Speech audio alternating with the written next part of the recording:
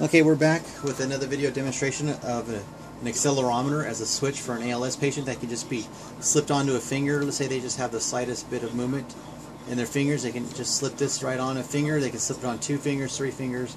But for now, we're just going to use it on 1 finger, right over the fingernail here, and just slips on nice and comfortably and sits there. These adjustable knobs have 5 different choices of where you want to place them. This one is for the finger twitching delay. In case that the patient has finger twitching problems, you can put a delay into that so that doesn't activate the switch. It actually waits and make sure that that was what the patient wanted to do, was a deliberate use instead of just a finger twitch. So that delays that right there. This one is the sensitivity. So whether or not you have just a slightest bit of movement or you have a lot of movement, you can adjust that through this switch here. So let's go ahead and give a demonstration. So I'm just going to slip it on the finger. I'm going to turn it on. I'm going to wait for the red light to light up. Now once that red light is lit up, you don't need to have it on now. You can go ahead and slip it on now. Once it, turn it on, then slip this on and get this comfortable on the patient. Once it's lit up and this is comfortable, you want to just push the button and then it'll initiate it and calibrate it to where the patient's going to be using it in their natural position. So I'll just push the button and it's ready to go. So what I'll do is I'll just twitch my finger.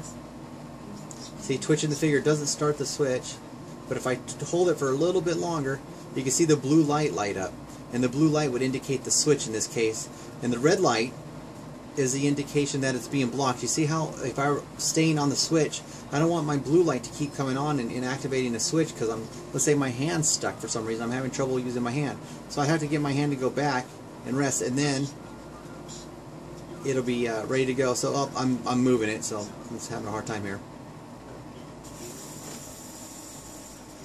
Trying to find the right position. Right now I have it set up so you can use it in either direction. So, and I have it really sensitive, so it's kind of, if I even twitch just the slightest bit either way, that makes it much more difficult to use.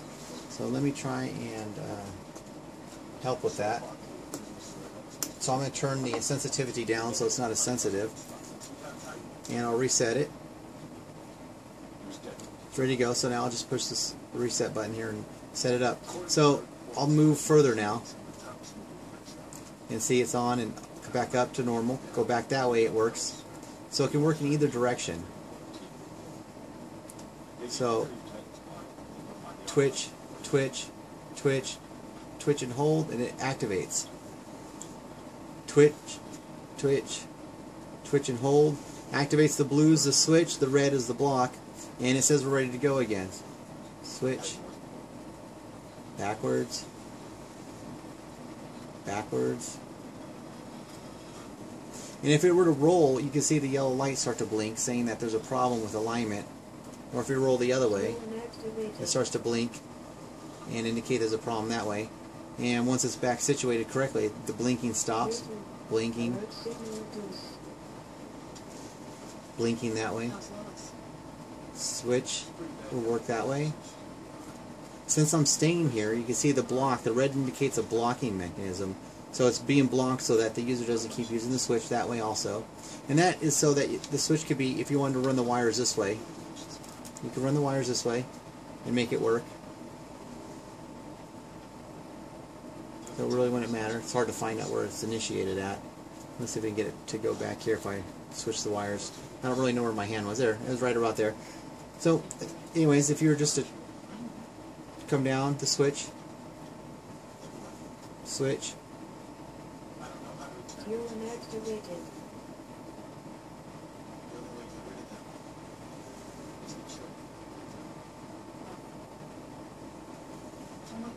and the red light just stays on for a second to give you, some more time just to get back to without the switches keep engaging. And so that is why the pause here, even though it's back in the correct alignment position, the red light stays on for a second, and then it goes green, letting you know, okay, I'm good to go. Green light indicates I'm good to go. Yellow's I'm out of alignment. Something's wrong. I'm not quite right. You can still use it even though the yellow light's blinking. It's just kind of giving you a warning that something might have gone wrong. So you can still use it even though the yellow light was blinking. It still works. But it's just to give you an aid. Hey, something might be going on. Something might not be right. See, it's accelerating into the palm, so it knows that. but it also knows that it's tilted wrong. It's like, hey, something's not quite right. So we can, like I said, we can increase the sensitivity. We can turn that to where it's really, really easy.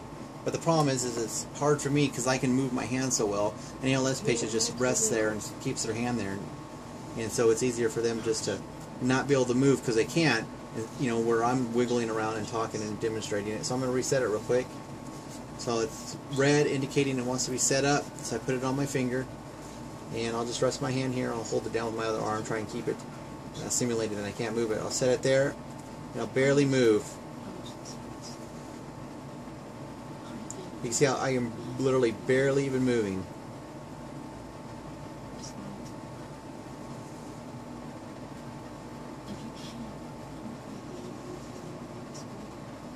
So you can see how sensitive it can be. You can even get more sensitive than that, but it's adjustable, so you can mess with that. This is the finger twitch delay.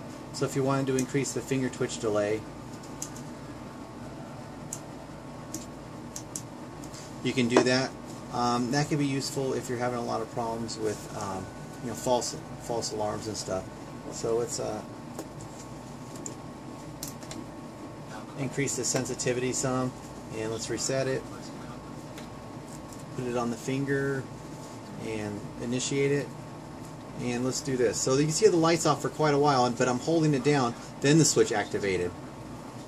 So finger twitch, blue light never came on. Finger twitch, blue light never came on. Finger twitch, blue light never came on. Finger twitch, hold, now the blue light came on as acting as our switch, and we're back to rest. Hold it, blue light came on, back up. Now what I'll probably do for the final model is when you, instead of having the light go off, here when you're like in the twitch, I'll probably have the second LED, like 2 green LEDs. So the first one will be lit, then I'll probably have another one, another LED light up indicating, like right here, you'd have 2 green LEDs on, saying that, yeah, you're in the switch mode, but now you're just waiting for the delay, the finger twitch delay to end before I activate. And that'd maybe be more useful than just a blank, no LEDs lit up. So I was thinking about doing that to help out.